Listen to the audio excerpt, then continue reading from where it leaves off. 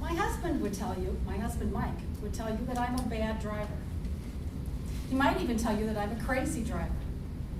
The fact that twice in our lives I have hit one car in the driveway with another car that was in the driveway might lend him to this idea. But those were about 15 years apart. I am not crazy. I am not a crazy driver. But today's cars drive me crazy. Between universal symbols that are not universal to anyone in the world, an owner's manual, well, I'll tell you about that later, and just basic design flaws, these cars are enough to make you nuts. It's no wonder I bump into things once in a while. I was driving, we have two cars, a 2012 Cadillac and a 2006 PT Cruiser. 2012 Cadillac is my husband's. I'm driving it through a construction zone, and it says to turn on your headlights. Well, I kind of speed, so I don't need anything else to get me a ticket. So I'm looking to turn on the headlights, because in the Cadillac, he tells me that they're automated and I should just leave them alone. I find the knob and start turning it, and I wind up with a display that looks like this. What is that? These are two headlights shining in opposite directions. Does this mean my lights are on and I'm not going to get a ticket? Does this mean that my lights have now turned and they're pointing outward? Or maybe I have lights on the side of my car so that the deer can find me at night. I don't know.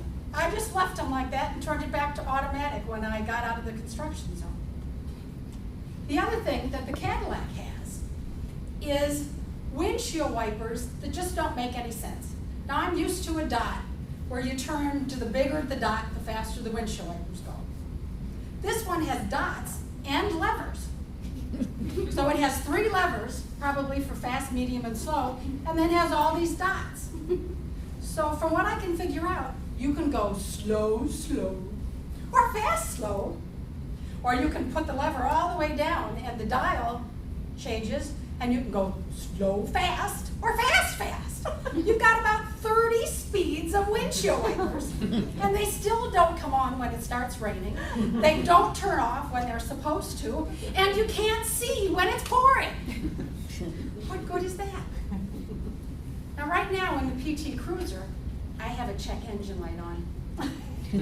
I didn't know it was a check engine. To me, it looks like a big kitchen faucet that's about to blow with a knob on the top. I keep thinking you should they're telling me to turn something on or something off. But no, I'm gonna look in the manual, the owner's manual. Well, you know, it's in there under all those extra napkins. And I pull it out, and I finally find the check engine section. That wasn't easy to do. And then it turns out that there's 6 languages across 2 pages. So I get to read the first paragraph on check engine, and then I gotta flip the page, and I get to read the second paragraph on check engine, and then I flip the page, and then I get to read the 3rd paragraph on check engine, and if I wanna find out what I read in the first paragraph, because by the 3rd one I'm pretty confused, I gotta go back all of these pages. And I just decided, car's running, I'm gonna not worry about the check engine. And while I had the manual out, I thought I'd look and see if my PT Cruiser had automatic lights. I'm searching through everything, and I finally find the stuff on the headlights, and I'm looking for the automatic instructions for automatic headlights. And it has all these clear things about how you set it to that. And of course it has it in 6 languages, 1 paragraph at a time on each page. And then you get to the end and it says, your model might not have this feature. I bought my 2006 PT Cruiser from a Honda dealer, used. He probably didn't know if I had automated lights. I don't know if I had automated lights. If they can write these instructions in 6 languages, tell me if I've got this feature. No, it's not going to be that easy. And then the last thing that drives me crazy is the PT Cruiser's error messages and all the bells ringing. When you get in the car, should you turn on that key before you plug in your seatbelt? Whoa, you're not going to be happy because everything starts screaming at you. All right, I'll plug in my, attach my seatbelt. But when you go to get out of the car, pull in the driveway, not bumping anything if I'm lucky.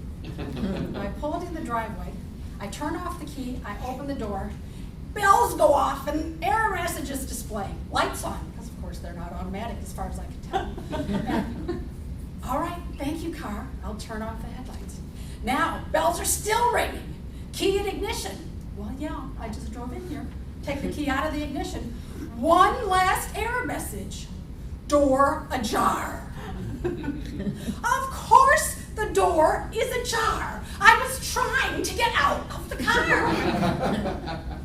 I think what they really want me to do is to sit in the car with the lights off, the key's not in the ignition, and sit there quietly and never be happy. Instead, it scolds me for just trying to get out of the car.